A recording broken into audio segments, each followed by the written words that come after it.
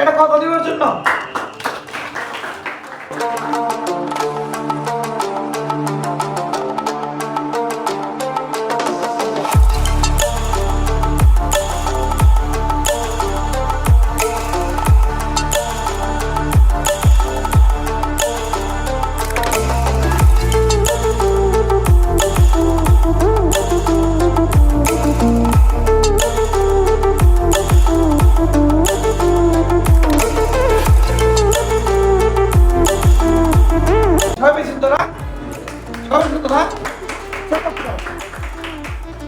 আর খুবই সুন্দর এটিকেট, চমৎকার।